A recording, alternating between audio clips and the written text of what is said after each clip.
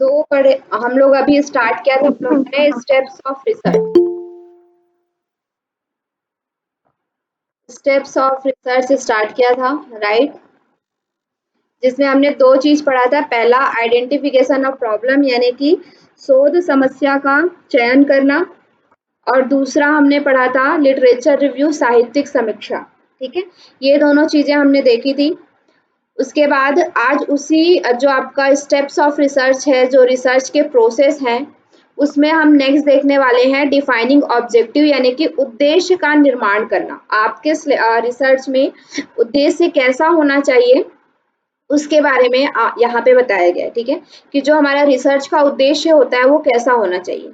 तो रिसर्च का जो उद्देश्य है वो आप इसको याद रखने के लिए ये याद रख सकते हैं, स्मार्ट। ठीक है, रिसर्च का उद्देश्य कैसा होना चाहिए, स्मार्ट।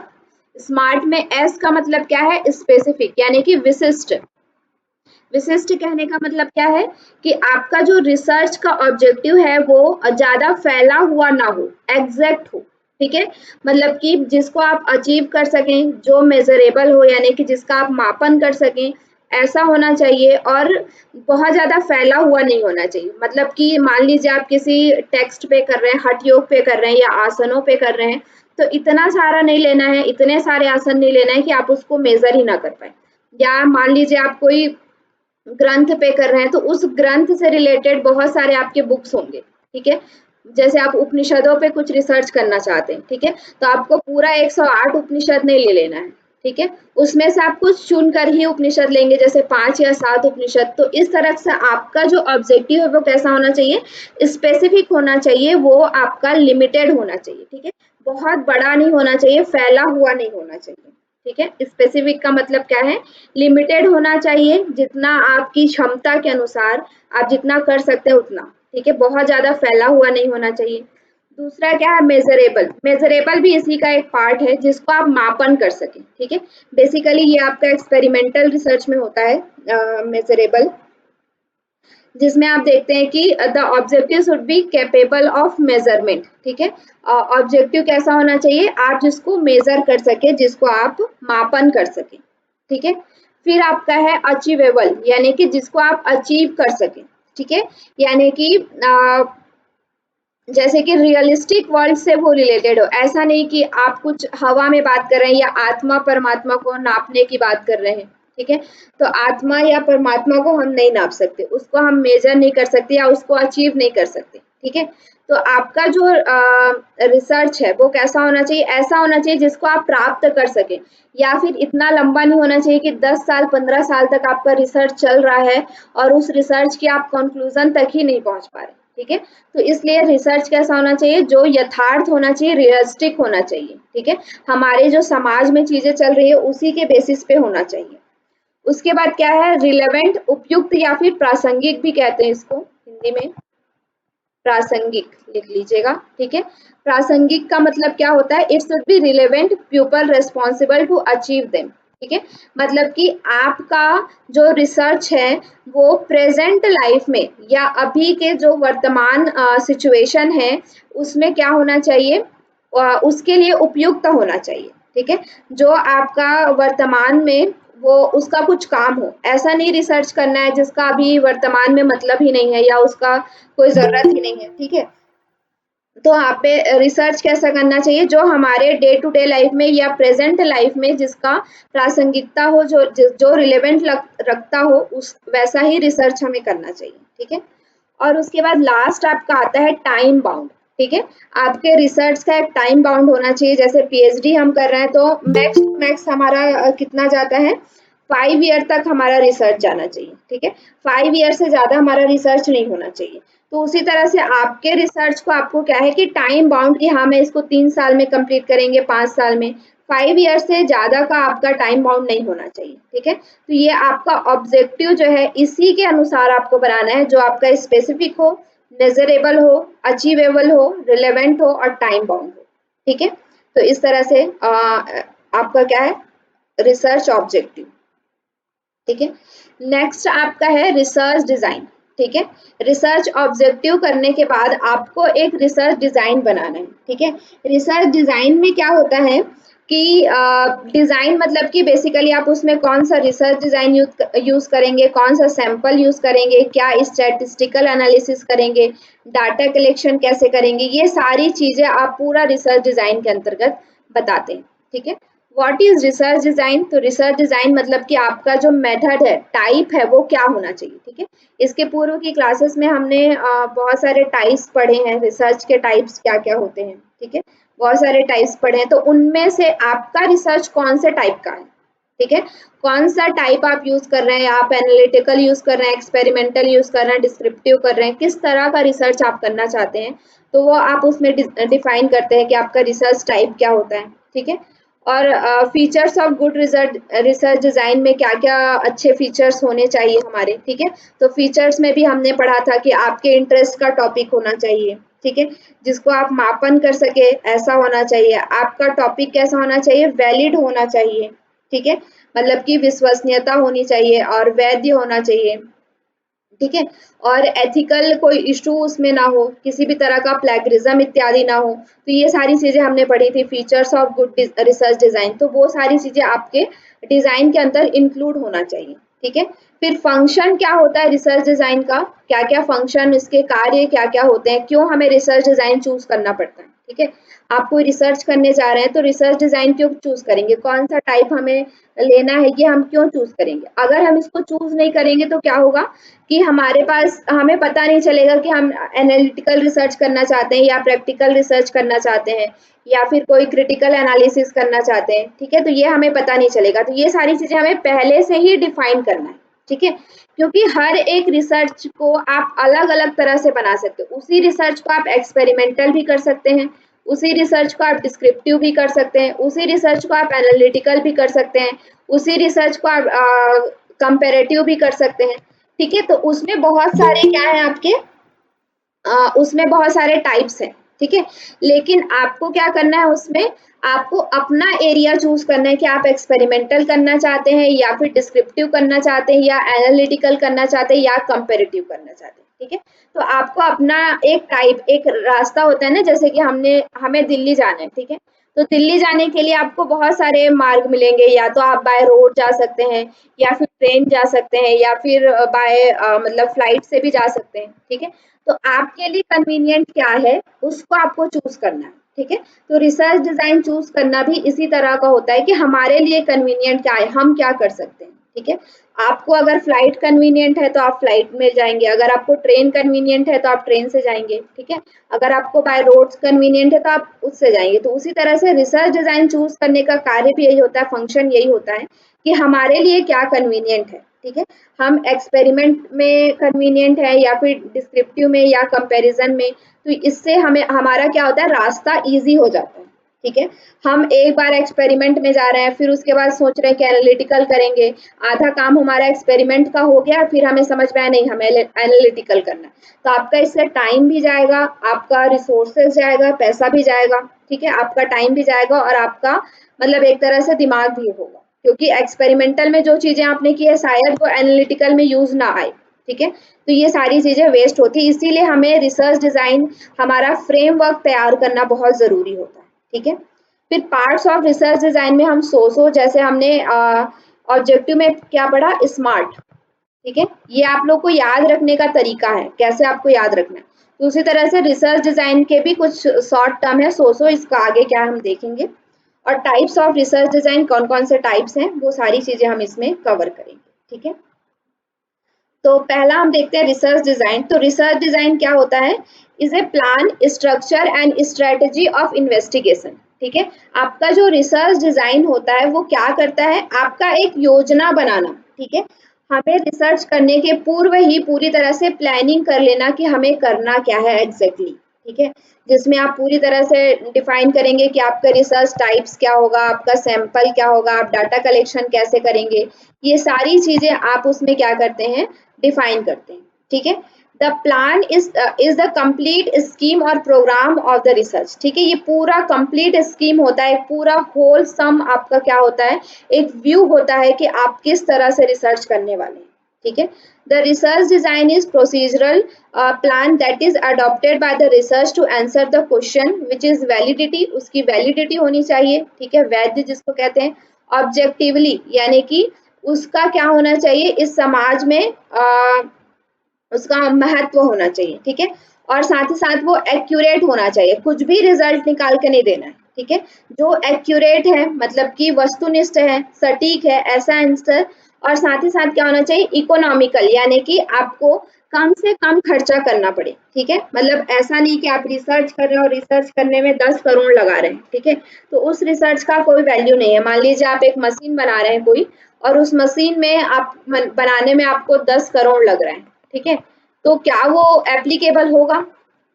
क्या वो इस तरह का मशीन आपने बना भी दिया तो वो यूजफुल होगा क्या सोसाइटी के लिए?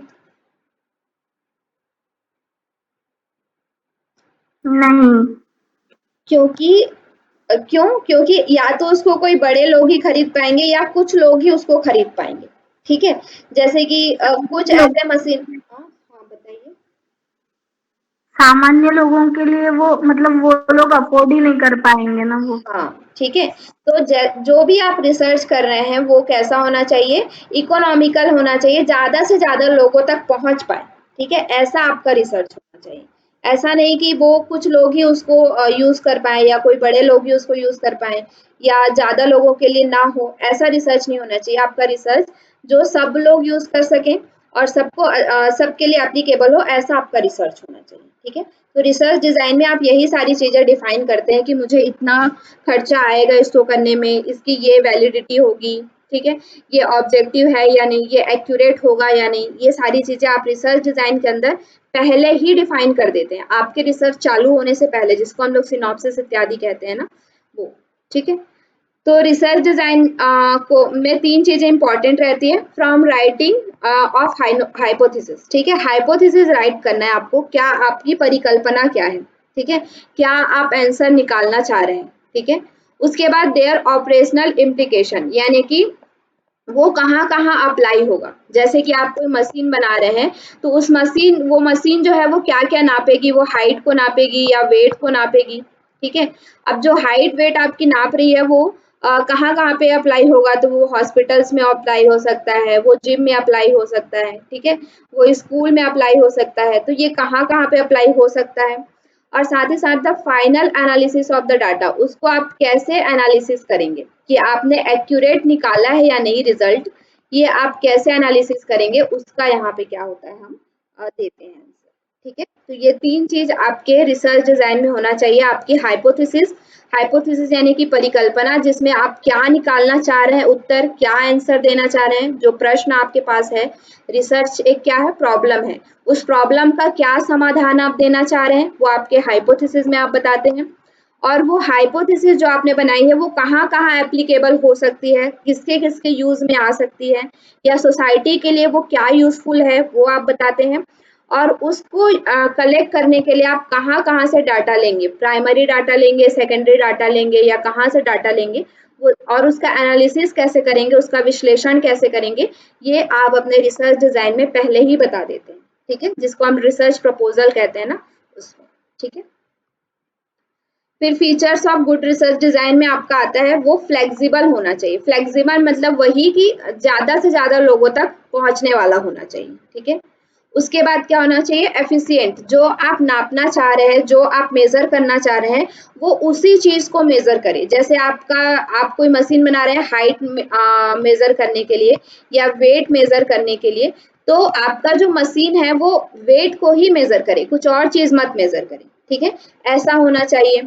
उसके बाद क्या है, एप्रोप्रिएट, उपयुक्त, ठीक है, मतलब आपका जो आप रिजल्ट निकाल रहे हैं या जो डिजाइन ले रहे हैं वो हाइट नापने के लिए वो उपयुक्त हो। जैसे कि हम कोई रिसर्च कर रहे हैं, तो आप अगर एनालिटिकल रिसर्च करना चाह रहे हैं, ठीक है, तो आपको ये भी बताना पड़ेगा कि आप इसमें एनालिटिकल रिसर्च ही क्यों ले रहे हैं, ठीक है, वो उसके लिए उपयुक्त क्यों है, ठीक है।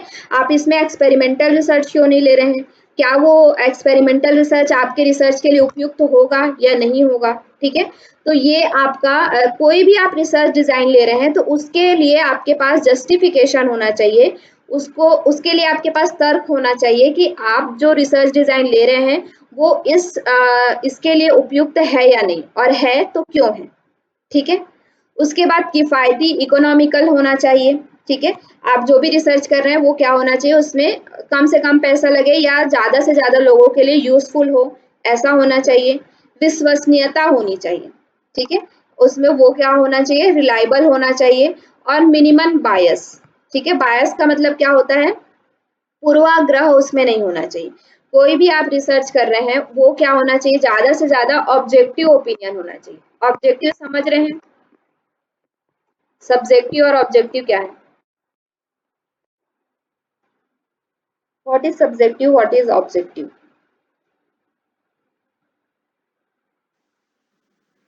सब्जेक्टिव मतलब आप अपनी दृष्टि से भी उसको एक्सप्लेन करते हो, हम्म, और ऑब्जेक्टिव मतलब, और ऑब्जेक्टिव मतलब जैसे वो थ्योरी है वैसे ही स्वीकार की जाती है। हाँ एज इट इज। ठीक है, तो इसमें क्या है, मिनिमम बायस होना चाहिए, अपना जो ओपिनियन है वो कम से कम होना चाहिए, ज्यादा से ज्यादा ऑब्जेक्टिव होना चाहिए। अगर ज्यादा से ज्यादा ऑब्जेक्टिव होता है तो हम उसको ज्यादा से ज्यादा क्या कर सकते हैं, सामान्यीकरण कर सकते हैं, जनरलाइज कर सकते हैं। ठीक है, इसलिए हमारा रिसर्च में बायसनेस नहीं होना चाहिए, ज्यादा से ज्यादा उसमें ऑब्जेक्टिविटी होना चाहिए, मिनिमम बायस होना चाहिए। ठीक है, बायस यानी कि पूर्वाग्रह, यानी कि आपका जो अनुमान है या आपका जो उस विषय के प्रति आपकी जो समझ है वो उसको ज्यादा उसमें इंक्लूड नहीं करना है। ठीक है, जितना ज्यादा आप लिटरेचर रिव्यू के साथ या जितना ज्यादा जो टेक्स्ट में लिखा हुआ है, जो प्रमाण के रूप में आपके पास है, उनको ज्यादा से ज्यादा आपको क्या करना है, यूज करना है। ठीक है, तो ये आपके गुड रिसर्च डिजाइन का एक क्या होता है, एक अच्छा रिसर्च डिजाइन बनाने के लिए आपको ये सारी चीजें ध्यान में रखनी होती है। Flexible, efficient, appropriate, economical, reliability and minimum bias. ठीक है, the design which give the smallest experimental error, जिसमें एरर कम हो। ठीक है, त्रुटियां जिसमें कम हो, ऐसा आपको रिसर्च डिजाइन लेना है। और इसमें क्या करना है, maximum information and provide max opportunity to explore variety of situation. ठीक है, आपका रिसर्च डिजाइन ऐसा होना चाहिए जिसमें मैक्सिमम ज्यादा से ज्यादा इंफॉर्मेशन हो। ठीक है, जितना ज्यादा आप इंफॉर्मेशन अपने रिसर्च डिजाइन में दे सकते हैं, मतलब रिसर्च में दे सकते हैं, वैसा आपको रिसर्च डिजाइन यूज करना है। और ज्यादा से ज्यादा अपॉर्चुनिटीज हो उसको एक्सप्लेन करने में या उसको एक्सप्लोर करने में, ज्यादा से ज्यादा अपॉर्चुनिटीज हो, ऐसे रिसर्च डिजाइन आपको क्या करना है, अपने रिसर्च में यूज करना है। ठीक है, क्लियर है research design.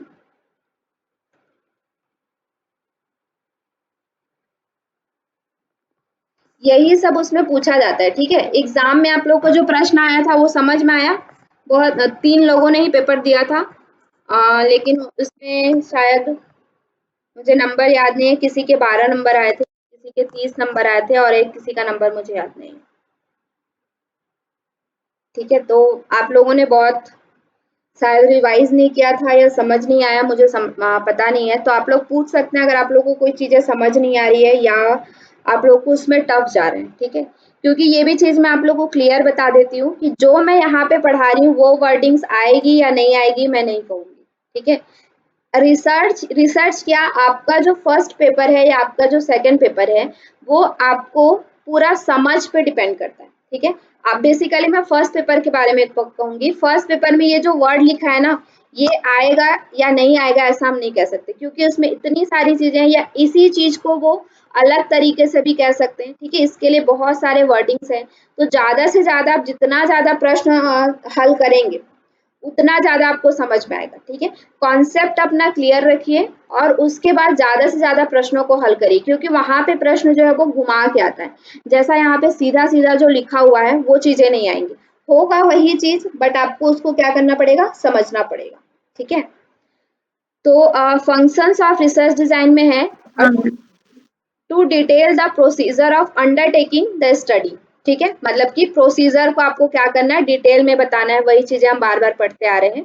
To ensure the quality of this procedure. ठीक है, आपको उसके लिए पूरा तर्क देना पड़ेगा, जैसा कि मैंने बताया कि आप यही सैंपल साइज क्यों यूज कर रहे हैं, आप यही सैंपल टेक्निक क्यों यूज कर रहे हैं, आप यही रिसर्च डिजाइन क्यों यूज कर रहे हैं, इसके लिए पूरा आपके पास एश्योरेंस होना चाहिए। आप उसकी गुणवत्ता को सुनिश्चित करना, ठीक है। मतलब आपके पास एक तर्क होना चाहिए कि आप यही चीजें क्यों यूज कर रहे हैं, इसके अलावा दूसरा क्यों नहीं यूज कर रहे, ठीक है। ये आपके रिसर्च के को कैसे अच्छा बना सकता है, इसके लिए आपके पास पूरा एक जस्टिफिकेशन होना चाहिए, तर्क होना चाहिए, ठीक है। फिर है कॉन्सेप्ट रिलेटेड टू डिजाइन। तो डिजाइन में आपका होता है इंडिपेंडेंट एंड डिपेंडेंट वेरिएबल, उसमें होना चाहिए, और आपका एक्सट्रेनियस वेरिएबल, ठीक है। ये चीजें क्या है ये हम आगे देखेंगे। इंडिपेंडेंट वेरिएबल क्या होता है, डिपेंडेंट वेरिएबल क्या होता है, और एक्सट्रेनियस वेरिएबल क्या होता है, इसके बारे में हम आगे और डिटेल में पढ़ेंगे, ठीक है। यहाँ पे आप इतना चीजें समझिए, ठीक है। फिर जो मैंने बताया पार्ट्स ऑफ रिसर्च डिजाइन, तो पार्ट्स ऑफ रिसर्च डिजाइन में क्या होता है, सो ठीक है। पहला आपका सैम्पलिंग डिजाइन, किस तरह से आप सैम्पलिंग कर रहे हैं। दूसरा आपका ऑब्जर्वेशनल डिजाइन। तीसरा आपका स्टैटिस्टिकल डिजाइन। चौथा आपका ऑपरेशनल डिजाइन, ठीक है।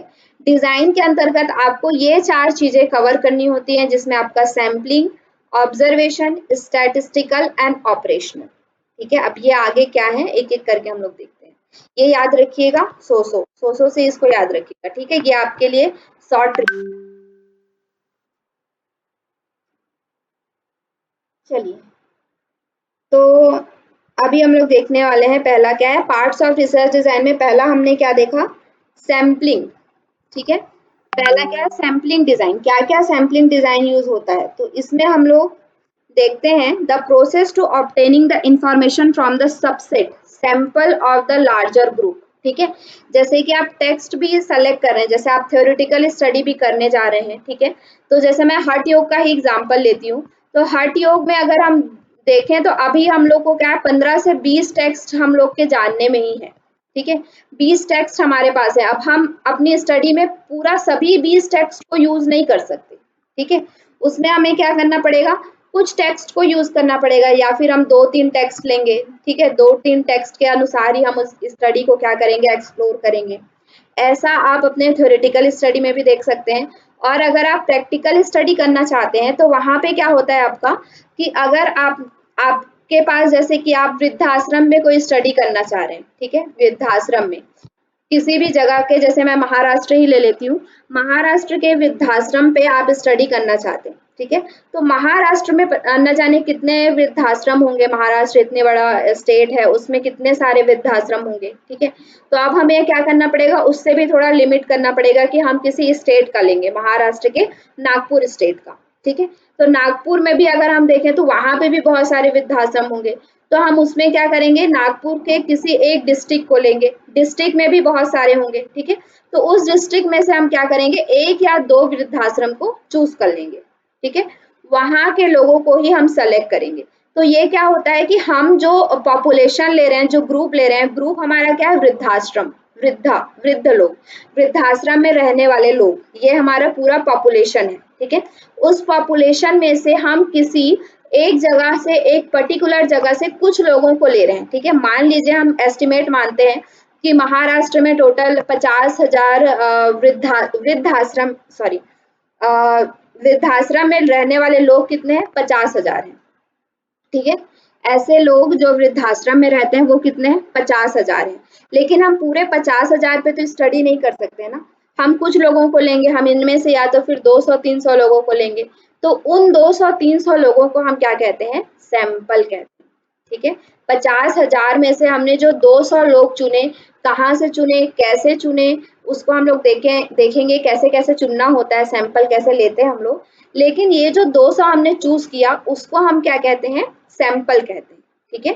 50,000 में से 200 चूज किया उसको। उसी तरह से आपका टेक्स्ट में भी जैसा मैंने बताया, आपके पास टोटल उस सब्जेक्ट से 20 टेक्स्ट हैं, उसमें से आपने सिर्फ 3 टेक्स्ट को लिया, तो वो आपका एक तरह से क्या हुआ, हठ योग का एक उसका सैंपल कहना चाहिए, ठीक है।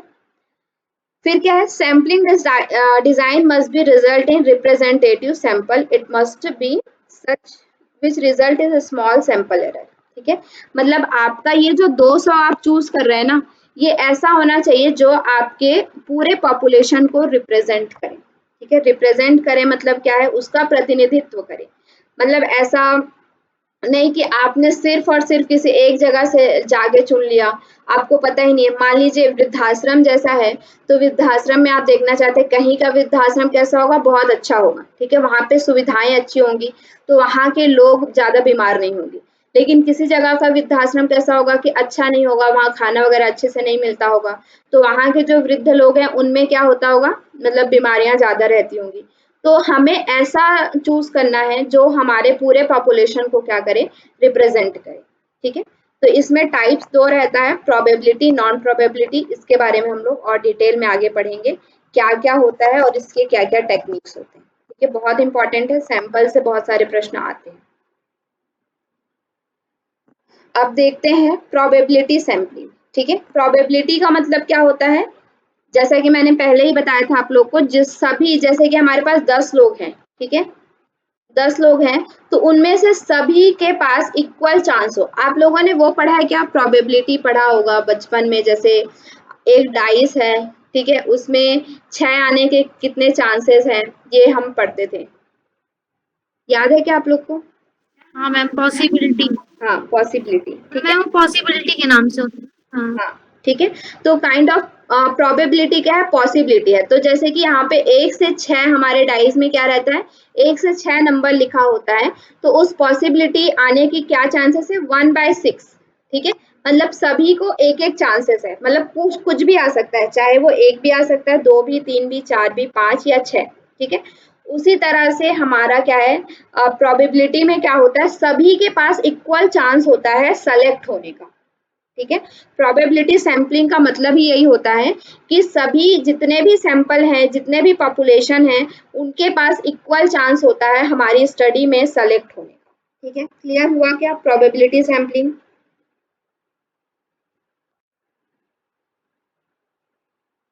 समझ में आ रहा है? हाँ। ठीक है। नॉन प्रोबेबिलिटी क्या है, नॉन हाँ मैम। प्रोबेबिलिटी में इक्वल चांस नहीं होता, ठीक है। जैसे कि हमारे पास क्या है, 10 लोग हैं, 1 से 10 लोग हैं, उनको हमने लाइन में खड़ा किया है, उनमें से मैं 3 लोगों को जानती हूँ, ठीक है, 3 लोगों को मैं पर्सनली जानती हूँ, मेरे पड़ोस के हैं, तो मैं क्या करूंगी, इन 3 लोगों को सेलेक्ट कर लूंगी, ठीक है। बाकी जो 7 लोग हैं उनकी कोई चांस नहीं है स्टडी में इंक्लूड होने का, ठीक है। मैंने क्यों सेलेक्ट किया, क्योंकि मैं इन तीनों लोग को जानती हूँ, तो इसमें कोई प्रोबेबिलिटी नहीं है, इसमें बायसनेस ज्यादा रहता है, पक्षपात ज्यादा रहता है हमारे जो नॉन प्रोबेबिलिटी है, ठीक है, जिसमें हम अपने अकॉर्डिंग या अपने कन्वीनियंट के अकॉर्डिंग, ठीक है, अपने अपनी सुविधा के अनुसार हम लोगों को चुन लेते हैं कि ये मेरी बात मानेगा तो मैं इसको चुन लेती हूँ, ये मेरी बात नहीं मानेगा तो इसको मैं अपने स्टडी से निकाल देते हैं, ठीक है। तो इस तरह का जब हम सैम्पलिंग करते हैं तो उसको हम लोग क्या कहते हैं, नॉन प्रोबेबिलिटी सैम्पलिंग कहते हैं, ठीक है। इसमें हम ये नहीं देखेंगे, प्रोबेबिलिटी में हम ये नहीं देखेंगे कि इसको मैं जानती हूँ या नहीं जानती हूँ। इसमें हम जैसे एक बाउल में क्या करेंगे, सभी के नाम डालेंगे, किसी का भी नाम निकले हम उसको अपनी स्टडी में इंक्लूड कर लेंगे।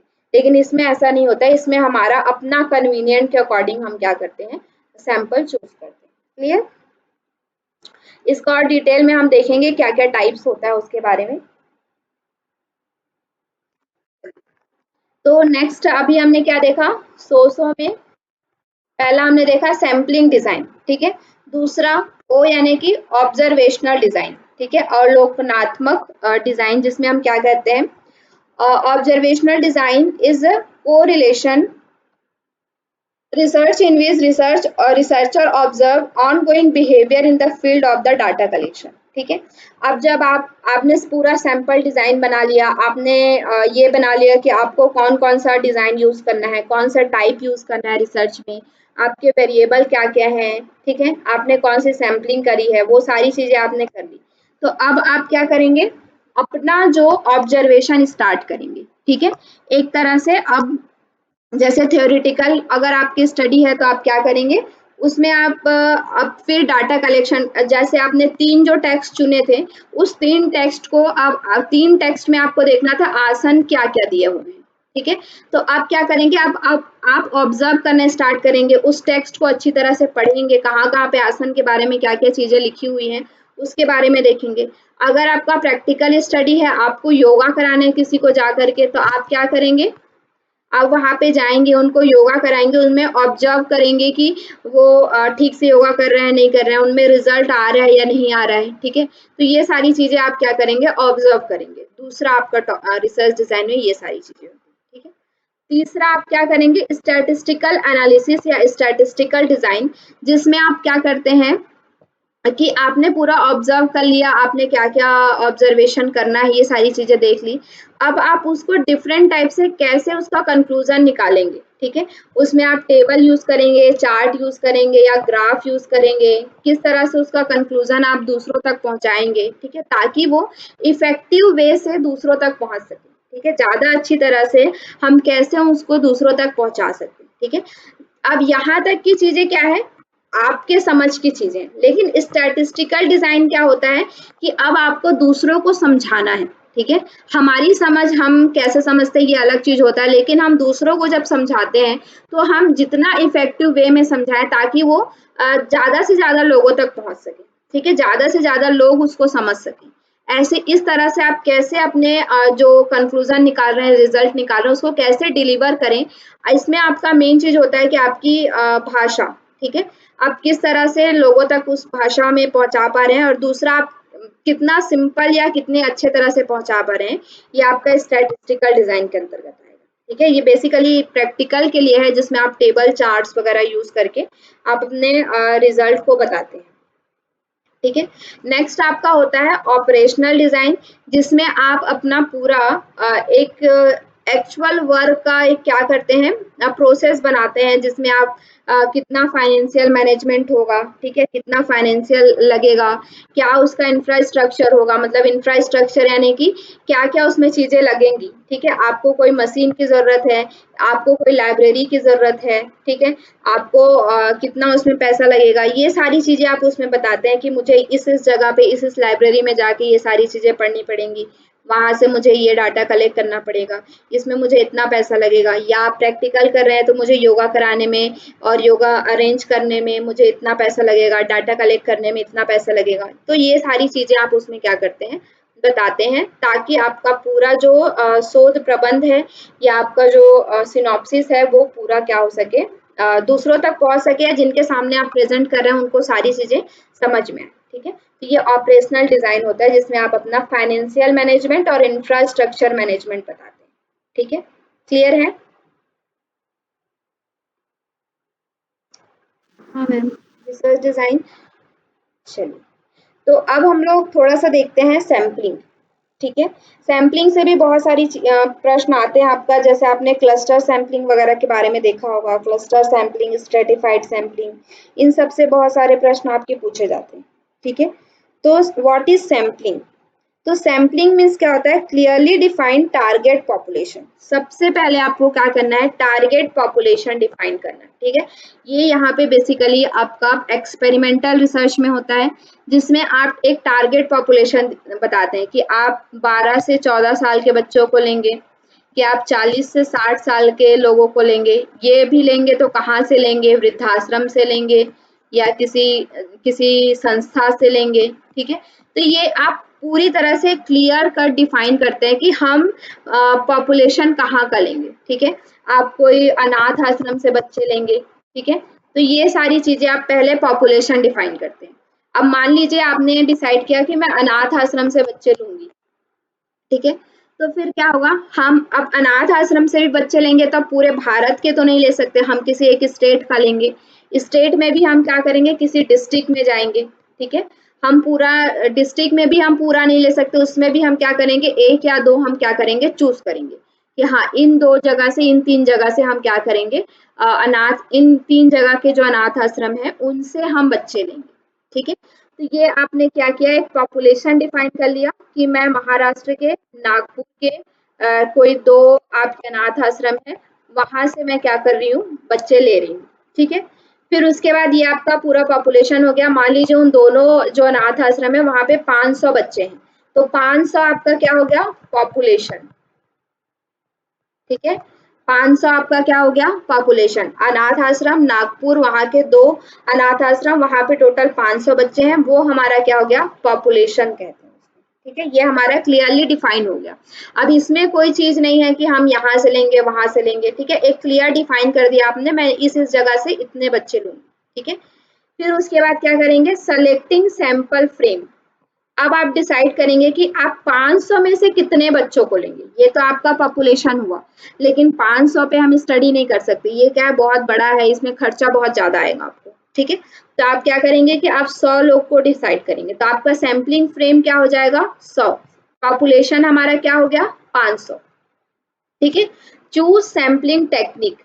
अब आप सैम्पलिंग टेक्निक चूज करेंगे, ठीक है, कि आप उन 100 बच्चों को कैसे लेंगे, प्रोबेबिलिटी सैम्पलिंग से लेंगे या नॉन प्रोबेबिलिटी सैम्पलिंग से लेंगे, ठीक है। ये हमारा 500 हो गया, ये हमारा 100 हो गया। अब इसमें आप चूज करेंगे कि आप प्रोबेबिलिटी सैम्पलिंग से लेंगे या नॉन प्रोबेबिलिटी सैम्पलिंग से सैंपल करेंगे, ठीक है। उन 100 लोगों को कैसे चुनेंगे, प्रोबेबिलिटी से चुनेंगे या नॉन प्रोबेबिलिटी से। फिर डिटरमाइन सैंपल साइज। फिर उसके बाद आप क्या करेंगे, डाटा कलेक्ट करेंगे, उनके रेस्पॉन्सेस वगैरह लेंगे, ठीक है। तो ये आपका सैम्पलिंग करने का एक फ्रेम होता है, इस तरह से आप करते हैं, ठीक है। अब देखिए सैम्पलिंग टेक्निक, जो हमने कहा कि नॉन प्रोबेबिलिटी या प्रोबेबिलिटी, तो इसके अंतर्गत चार आते हैं, ठीक है। प्रोबेबिलिटी के अंतर्गत 4 आते हैं, सिंपल, क्लस्टर, स्ट्रेटिफाइड और सिस्टमेटिक। नॉन प्रोबेबिलिटी के अंतर्गत भी 4 आता है, कन्वीनियंस, जजमेंट, कोटा और स्नोबॉल, ठीक है। तो एक एक करके अभी हम लोग देखते हैं। पहला हम लोग देखते हैं प्रोबेबिलिटी सैम्पलिंग क्या होता है। प्रोबेबिलिटी सैम्पलिंग जैसा मैंने बताया कि सभी को इक्वल चांसेस रहता है, ठीक है। जितने भी आपके पास, जैसे 500 लोग हैं तो 500 लोगों के पास इक्वल चांस रहेगा सेलेक्ट होने का, ठीक है। उसको हम लोग क्या कहेंगे, प्रोबेबिलिटी सैम्पलिंग कहेंगे। तो प्रोबेबिलिटी सैम्पलिंग में भी पहला आपका सैम्पलिंग क्या है, सिंपल रैंडम सैम्पलिंग, सरल यादृक नमूनाकरण। सैम्पलिंग मतलब नमूनाकरण होता है, ठीक है। तो सिंपल रैंडम सैम्पलिंग, उसको हम लोग क्या कहते हैं, one of the best probability sampling. ये क्या है, सबसे अच्छा प्रोबेबिलिटी सैम्पलिंग है। पूछा जाता है कि सबसे अच्छा प्रोबेबिलिटी सैम्पलिंग कौन है, तो सबसे अच्छा प्रोबेबिलिटी सैम्पलिंग आपका है सिंपल रैंडम सैम्पलिंग, ठीक है, याद रखिएगा। It helps in saving time and resources. ये हमारा टाइम और रिसोर्स को सेव करने के लिए अच्छा होता है, मतलब कि इससे हमारा टाइम बचता है और रिसोर्सेज भी बचता है, ठीक है। और ये क्या, it is trustworthy method of obtaining information where single member of the population is chosen randomly, ठीक है। ये हमारा क्या होता है, ट्रस्टवर्दी यानी कि एक तरह से विश्वसनीय विधि है। जो हमारा सिंपल रैंडम सैम्पलिंग है वो विश्वसनीय विधि है, जिसमें हमारा जो पॉपुलेशन से जो भी हम सैंपल चूज करते हैं वो क्या होता है, रैंडम होता है, ठीक है। सभी के पास इक्वल चांस रहता है, 1 से 500 के बाद इक्वल चांस रहेगा कि वो हमारे सैंपल के अंदर आए, ठीक है। किसी में इसमें हमारा बायसनेस क्या होता है, कम होता है, कम से कम बायसनेस होता है हमारे सिंपल रैंडम सैम्पलिंग में, ठीक है। Each individual has exact same probability of being chosen. वही चीज लिखा हुआ है, सभी के पास इक्वल प्रोबेबिलिटी होती है कि वो हमारे सैंपल के अंतर्गत आए, ठीक है। उसके बाद आपका आता है क्लस्टर सैम्पलिंग। क्लस्टर सैम्पलिंग क्या होता है, क्लस्टर जैसा नाम से ही समझ में आ रहा होगा कि वो एक तरह से समूह, क्लस्टर मतलब क्या होता है, समूह, ठीक है। उसके बाद एक और चीज लिखी हुई है, नेचुरली अकरिंग ग्रुप, ठीक है। जो हमारा ग्रुप नेचुरली अकर करता है, मतलब कि स्वाभाविक रूप से होने वाला, ठीक है। जैसे कि मान लीजिए आप किसी ग्रुप में कर रहे हैं या फिर किसी, जैसे कि हम लोगों पे करना चाहते हैं, तो लोग में हम करेंगे तो वहां पे ऑलरेडी 3 ग्रुप बन जाएगा, ठीक है। कैसा कैसा ग्रुप बन जाएगा, अलग अलग तरह से आप बना सकते हैं, या तो मेल और फीमेल का ग्रुप बना सकते हैं, तो ये ऑलरेडी एग्जिस्ट करता है, ये ग्रुप हमें बनाना नहीं पड़ेगा, ठीक है। मेल और फीमेल ऑलरेडी अलग है, ठीक है, ये नेचुरली अकर करते हैं, ये स्वाभाविक रूप से एक ग्रुप है मेल और फीमेल। इसी को आप अगर ये करेंगे कि मतलब एक तरह से क्या कहें, एडोलसेंट यानी कि किशोर, एडल्ट और वृद्ध, ओल्ड, ठीक है। तो ये भी एक ग्रुप बन जाता है 3 अलग अलग तरह से, जिसमें हम एडोलसेंट यानी कि 18 या 18 से कम वाले बच्चे, फिर आपके एडल्ट में आपका आएगा 18 से ऊपर से 40 तक के बच्चे, 40-50 तक के, ठीक है। फिर ओल्ड में आएंगे आपके 50 से ऊपर वाले, तो ये भी एक अपने आप एक ग्रुप बन गया, ठीक है। इसी तरह से बहुत सारे ग्रुप अपने आप बन जाते हैं, ठीक है। एज के अकॉर्डिंग ग्रुप बनता है, लोकेशन के अकॉर्डिंग ग्रुप बनता है, ठीक है। जैसे कि हम किसी ऐसे सोशल साइंस में कोई रिसर्च करना चाह रहे हैं, तो लोकेशन के अकॉर्डिंग, जैसे बंगाल के लोग होंगे तो उनकी परंपरा अलग होगी, ठीक है। महाराष्ट्र के हैं तो उनकी परंपरा अलग होगी, ठीक है। अगर वो गुजरात के हैं तो गुजरात की परंपरा अलग होगी। तो वो ऑलरेडी एक ग्रुप बन गया, एक क्लस्टर बन गया, ठीक है। उसको हमें नहीं बांटना पड़ा, वो ऑलरेडी एक बन गया। तो इसको हम लोग क्या कहते हैं, नेचुरली अकरिंग ग्रुप या क्लस्टर सैंपलिंग कहते हैं, ठीक है। समझ में आ रहा है क्लस्टर क्या होता है? जो ग्रुप अपने आप बने, ठीक है। The cluster sampling is a method where the researcher divide the entire population into section और cluster, ठीक है।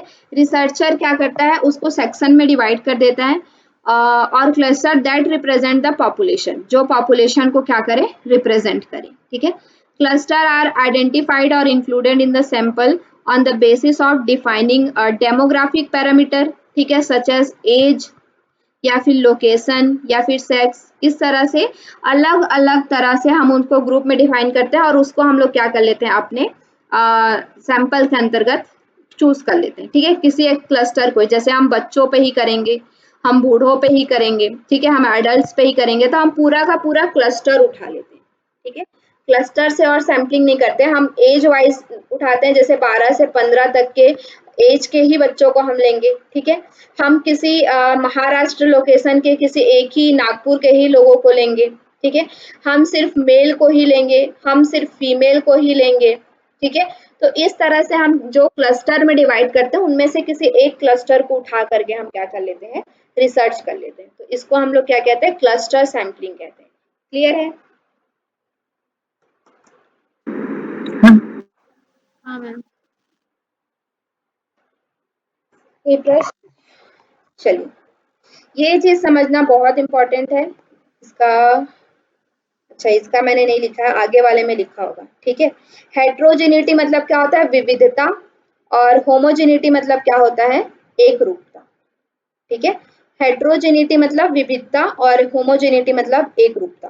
तो इसमें क्या है, जैसे कि defining demographic parameter such as, वही लिखा हुआ है, सेम वो रिपीट हो गया यहाँ पे, जिसमें आपका क्या है, हेट्रोजेनिटी, विविधता कहाँ रहती है, विद इन द ग्रुप, ठीक है। ग्रुप के अंदर आपका क्या रहता है, विविधता रहती है। होमोजेनिटी बिटवीन द ग्रुप, समूह के बीच में, ठीक है। जैसे कि ये समूह है आपका, ठीक है। 3 हमने समूह लिया है, जिसमें हमने क्या किया है, मेल, फीमेल, और इसमें हमने चिल्ड्रन ले लिए, ठीक है। तो ये हमने क्या किया है, 3 ग्रुप डिवाइड किया है। तो समूह के भीतर, ठीक है, अब इस समूह के भीतर फीमेल है, ठीक है, सभी फीमेल हैं। लेकिन इन फीमेल में से कुछ फीमेल क्या होंगे, हाउसवाइफ होंगे, कुछ फीमेल क्या होंगे, वर्किंग होंगे, कुछ क्या होंगे, एज में बड़े होंगे, कुछ क्या होंगे, एज में छोटे होंगे, ठीक है। तो विविधता क्या रहती, समूह के भीतर अंदर में विविधता रहती, भले ही वो एक क्लस्टर हमने सॉरी ये मेल का है, मेल में हमने बांटा है, लेकिन मेल के अंदर फिर कुछ लोग इंजीनियर होंगे, कुछ लोग डॉक्टर होंगे, कुछ लोग और कुछ होंगे, ठीक है। तो इस तरह से रहता है।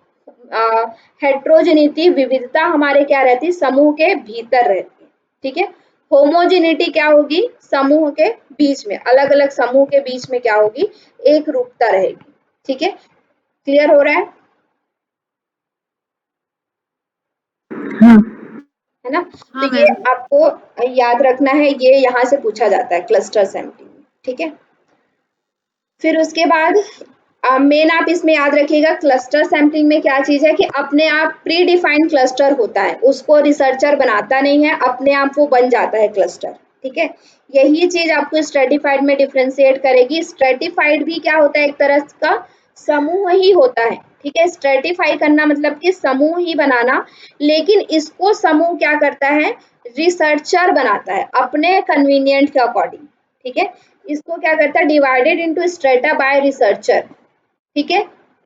क्लस्टर में जो रिसर्चर है वो समूह में डिवाइड नहीं करता है, वो ऑलरेडी समूह में रहते हैं, उनको ही बस वो लेता है। लेकिन स्ट्रेटिफाइड में हम क्या करते हैं, समूह में खुद बनाते हैं। ठीक है, यही डिफरेंस है आपका क्लस्टर और स्ट्रेटिफाइड में। क्लियर हुआ क्या क्लस्टर और स्ट्रेटिफाइड? मैम और एक बार हाँ मैम। क्लस्टर में क्या है कि समूह पहले से बना होता है। ठीक है, ऑलरेडी समूह बना होता है। जैसे कि हम भारत की विविधता में एकता कहेंगे। ठीक है, तो ये भारत क्या है, हमारा एक पूरा एक देश हो गया। ठीक है, वो एक क्या है, एक ग्रुप है।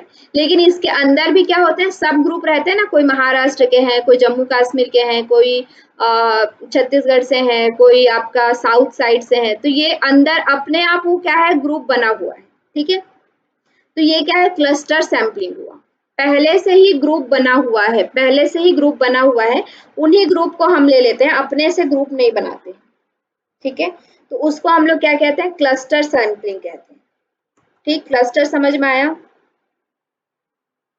हाँ मैम। लेकिन हाँ स्ट्रेटिफाइड में क्या होता है, रिसर्चर अपने आप से ग्रुप बनाता है, खुद ग्रुप बनाता है।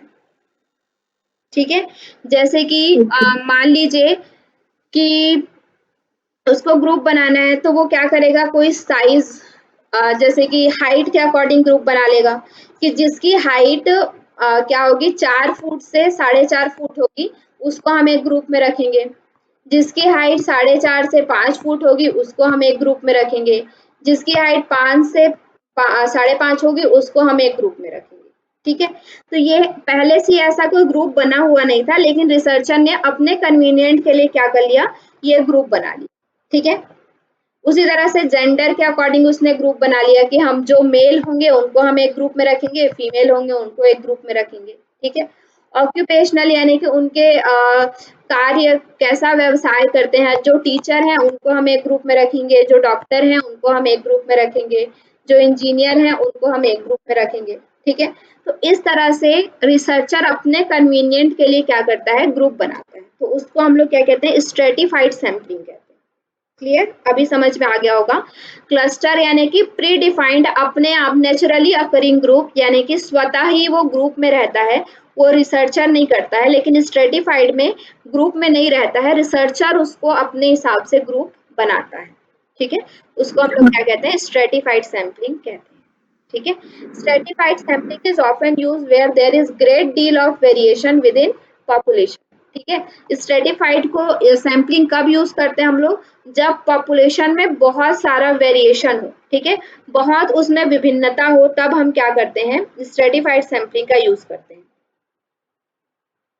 ठीक है, जब हमें लगे कि बहुत सारी इसमें विभिन्नता हो रही है, अलग अलग, हम उनको डिफाइन नहीं कर पा रहे हैं, तो हम उनको अलग अलग ग्रुप में बांट देते हैं। ठीक है, जैसे कि आप कहीं पे, जैसे आप क्या कहें, कोई कॉन्फ्रेंस में जा रहे हैं। ठीक है, या फिर कोई कहीं जगह पे ऐसे कोई कैंप वगैरह लगा है, तो वहां पे हम जा रहे हैं। ठीक है, तो वहां पे बहुत सारे देश के अलग अलग लोग आए हैं, तो हम क्या करेंगे कि या वहाँ के जो ऑर्गेनाइजर होंगे वो क्या करेंगे कि जैसे जो कहते हैं ना, जो स्कॉलर्स हैं उनको हम लोग डॉर्मेट्री में रखेंगे। ठीक है, जो टीचर हैं या फैकल्टी मेंबर हैं उनको हम लोग मतलब कि रूम देंगे। ठीक है, और जो अदर आ रहे हैं, मतलब डेलीगेट्स आ रहे हैं, उनके लिए स्पेशल रहता है। ठीक है, तो ये क्या करते हैं, स्ट्रेटिफाइड सैंपलिंग, मतलब जहाँ पे वेरिएशन बहुत ज्यादा होता है, तो वहाँ का जो ऑर्गेनाइजर होता है या फिर वहाँ का जो रिसर्चर होता है, वो उनको क्या करते हैं, अपने कन्वीनियंट के अकॉर्डिंग, अपने सुविधा के अनुसार उनको जब ग्रुप में डिवाइड कर देता है, तो उसको हम लोग स्ट्रेटिफाइड कहते हैं। लेकिन क्लस्टर मतलब कि ऑलरेडी पहले से ही वो ग्रुप में है। ठीक है, बस ये दो डिफरेंस है इसमें। ठीक है, अब देखिए हेट्रोजेनिटी। यहाँ पे हेट्रोजेनिटी क्या है, समूह के भीतर। ठीक है, विद इन द ग्रुप। यहाँ पे हेट्रोजेनिटी क्या है, बिटवीन द ग्रुप। ठीक है, जैसे कि ये ग्रुप, ये ग्रुप, ये ग्रुप, इसमें खाली टीचर टीचर हैं, इसमें खाली इंजीनियर हैं, इसमें खाली डॉक्टर हैं। ठीक है, तो इन दोनों के, दो ग्रुप के बीच में हेट्रोजेनिटी है ना, विविधता है ना, कि ये पहला ग्रुप दूसरे ग्रुप से भिन्न है, दूसरा ग्रुप तीसरे ग्रुप से भिन्न है, पहला ग्रुप तीसरे ग्रुप से भिन्न है। तो ये ग्रुप के बीच में विभिन्नता रहती है स्ट्रेटिफाइड में। ठीक है। और होमोजेनिटी क्या रहती है, विद इन द ग्रुप, यानी कि ग्रुप के भीतर, ग्रुप में सभी क्या है, टीचर ही है, ठीक है, सभी में समानता है कि ग्रुप के अंदर जितने भी लोग हैं सभी में सभी टीचर ही हैं, ठीक है। अब उसमें मेल भी हो सकते हैं, फीमेल भी हो सकते हैं, लेकिन हम इसको किस स्ट्रेटिफाइड से बांट रहे हैं कि सभी टीचर हैं, ठीक है। समझ में आया क्या, कंफ्यूज तो नहीं होंगे हेट्रोजेनिटी होमोजेनिटी में, क्योंकि ये बहुत इंपॉर्टेंट है, ठीक है, बहुत इंपॉर्टेंट है, यहाँ से प्रश्न आपका पूछा जाता है कि हेट्रोजेनिटी कहाँ पे रहती है, होमोजेनिटी कहाँ पे रहती है, ठीक है। तो इसको बस याद रखिएगा, स्ट्रेटिफाइड में बस इतना याद रखिएगा, टीचर, इंजीनियर, डॉक्टर, ठीक है। और इसमें बस आप याद रखिएगा प्रीवियस वाले में कि इसमें हम ग्रुप जो होता है उसमें पहले से ही ग्रुप रहता है, ठीक है। जैसे इसमें खाली बंगाली होंगे, इसमें गुजराती होंगे, इसमें महाराष्ट्रियन होंगे, ठीक है। तो अब बंगाली में देखिए, बंगाली है तो उसमें मेल फीमेल भी होंगे, चिल्ड्रंस भी होंगे, उसमें डॉक्टर भी होगा, उसमें इंजीनियर भी होगा, उसमें टीचर भी होगा, ठीक है। लेकिन क्या है कि सभी के सभी बंगाली हैं, ठीक है। और ये क्या है, सभी के सभी गुजराती हैं, लेकिन गुजरात के अंदर मेल फीमेल भी होंगे, उसमें टीचर डॉक्टर इंजीनियर सब होंगे, ठीक है। महाराष्ट्रियन में भी यही है कि सभी महाराष्ट्रियन है, लेकिन सभी क्या है, इसमें टीचर इंजीनियर डॉक्टर सब है, ठीक है। तो अब यहाँ पे देखिए heterogeneity with in the group, ठीक है, विभिन्नता क्या रहती है ग्रुप के अंदर, ग्रुप के अंदर डॉक्टर भी हैं, इंजीनियर भी हैं और टीचर भी हैं, ठीक है। होमोजेनिटी बिटवीन द ग्रुप, यानी कि ये बंगाली है, ये गुजराती है, ये महाराष्ट्रियन है, मतलब कि हमने इसको क्या किया है, स्टेट के अकॉर्डिंग क्या कर दिया है, क्लस्टर में डिवाइड कर दिया है, ठीक है। अभी क्लियर हो गया, ऑल क्लियर या ऑल क्लियर, क्या है?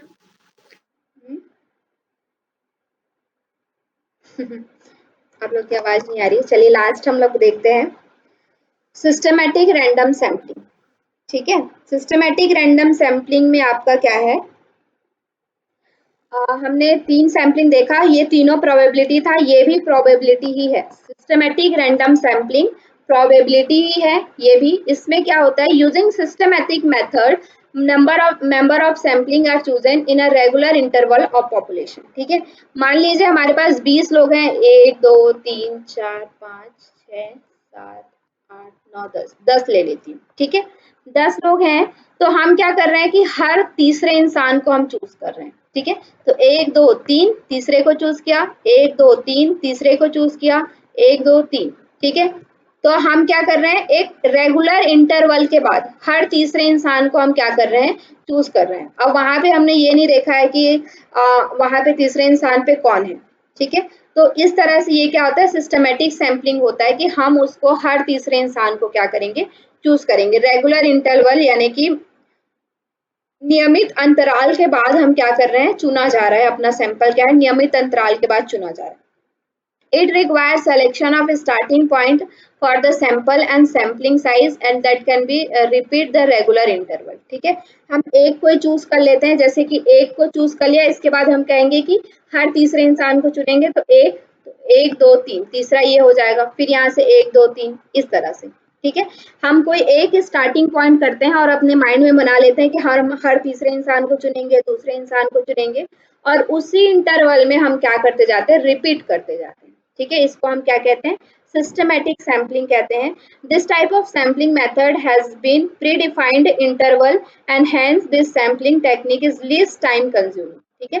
ये समय इसमें कम से कम रहता है, क्योंकि हमने पहले से डिफाइन कर लिया है, प्री डिफाइन कर लिया है कि हम हर दूसरे इंसान को चुनेंगे या हर तीसरे, हर पांचवे, आप अपने रिसर्च के अकॉर्डिंग, पॉपुलेशन के अकॉर्डिंग ये देख सकते हैं कि हम हर पांचवें इंसान को चुनेंगे, 10वें इंसान को चुनेंगे, इस तरह से आप अपना पहले से डिफाइन कर लेते हैं। क्लियर है, सिस्टमैटिक सैम्पलिंग इजी था ये तो। हाँ। चलिए, तो ये एक डायग्राम के अकॉर्डिंग आप समझ लीजिए। पहला आपका क्या है, simple random sampling. Simple random sampling में क्या है कि आप कोई भी उठा लेते हैं, इसमें कोई सिस्टमैटिक नहीं है, जैसे कि इसने पहला उठाया, फिर चौथा उठा लिया, फिर उसके बाद किसी और को उठा लिया, ठीक है, चौथे के बाद पांचवा, छठवा, सातवें को उठा लिया, फिर उसके बाद आठवें को भी उठा लिया, फिर 9वें 10वें को उठा लिया, मतलब कि कोई भी प्रोबेबिलिटी, या फिर इन्होंने चिट निकाला होगा, ठीक है, तो उस वजह से ये कोई भी उनके नंबर में आ जाता है। इसमें हम कोई सिस्टमेटिक फॉलो नहीं करते कि हम दूसरे इंसान को लेंगे, तीसरे इंसान को लेंगे, ऐसा नहीं होता। कोई भी आपको जो अच्छा नहीं, मतलब कि आप कोई चिट बना लीजिए 10 के नाम का और उसमें से किसी को भी निकालते जाइए, जो भी आपके आएंगे उनको आप अपने रिसर्च में रख लेंगे, ठीक है। उसके बाद आप सिस्टमेटिक सैम्पलिंग देख रहे हैं कि आपने पहला चुना, फिर उसके बाद आप हर तीसरे इंसान को चुन रहे हैं, यहाँ से भी तीसरे इंसान को, यहाँ से भी तीसरे इंसान को, यहाँ से भी तीसरे इंसान को। तो ये क्या होता है, आपका सिस्टमेटिक सैम्पलिंग होता है, ठीक है। एक सिस्टम के साथ एक प्री डिफाइंड इंटरवल के साथ आप उसको क्या कर रहे हैं, चूज कर रहे हैं अंतराल के बाद, ठीक है। फिर आपका क्या है, स्ट्रेटिफाइड सैम्पलिंग। स्ट्रेटिफाइड सैम्पलिंग में आप क्या करते हैं कि आपने कोई स्ट्रेटिफाइड वो बना लिया, जैसे कि ये इनकी हाइट के अकॉर्डिंग हमने बनाया है, मान लीजिए कि ये 4 से 4.5 तक हैं, ये 4.5 से 5 तक हैं, ये 5 से 5.5 हैं और ये 5.5 से 6 तक हैं, ठीक है। हमने एक क्लस्टर बना लिया। तो अब हम क्या करेंगे कि इसमें से हमने एक लोग ले लिया, इसमें से एक ले लिया, इसमें से एक ले लिया, इसमें से 2 ले लिया। इस तरह से हम क्या करेंगे, उसको अपना सैम्पलिंग चूज कर लेंगे अलग अलग पूरे क्लस्टर में से। जितने भी स्ट्रेटास हमने बनाए हैं, जितने भी समूह उप समूह हमने बनाए हैं, उनमें से कुछ कुछ लोगों को हम अपने सैंपल में क्या कर लेंगे, इंक्लूड कर लेंगे, ठीक है। और उसके बाद क्लस्टर सैम्पलिंग में क्या होता है कि ये प्री डिफाइंड क्लस्टर है, ठीक है। मान लीजिए ये लोग क्या है, बंगाली हैं, ये लोग महाराष्ट्रियन हैं, ये लोग क्या हैं, गुजराती हैं, ये लोग आपके छत्तीसगढ़ से हैं, और ये कहाँ से मान लें, कहीं से भी साउथ से हैं, ठीक है, या तमिलनाडु से है मान लीजिए। तो फिर हम क्या करेंगे कि इनमें से कोई भी 2 जगह का या 2 क्लस्टर को हम उठा लेंगे, क्योंकि ऑलरेडी इनके अंदर क्या है, टीचर हैं, डॉक्टर हैं, इंजीनियर हैं, इनके अंदर भी टीचर, डॉक्टर, इंजीनियर हैं। तो हम कोई भी 2 क्लस्टर को उठा करके क्या कर लेंगे, अपना रिसर्च कर लेंगे। तो ये भी क्या हो जाएगा, आपका क्लस्टर सैम्पलिंग हो जाएगा, ठीक है। इसमें आपको सभी समूह से लेने की जरूरत नहीं है, कोई भी समूह को ही आप उठा लीजिए, ठीक है। क्लस्टर में यही डिफरेंस है, क्लस्टर और स्ट्रेटिफाइड में आप जो स्ट्रेटास बनाते हैं ना, उन सभी स्ट्रेटास में से आपको लेना पड़ता है, ठीक है। लेकिन क्लस्टर बनाते हैं, उसमें से क्लस्टर को ही आप पूरा उठा लेते हैं, ठीक है। क्लियर है? हाँ। चलिए, तो ये आपका प्रोबेबिलिटी सैम्पलिंग था। नॉन प्रोबेबिलिटी हम लोग कल देखेंगे, ठीक है।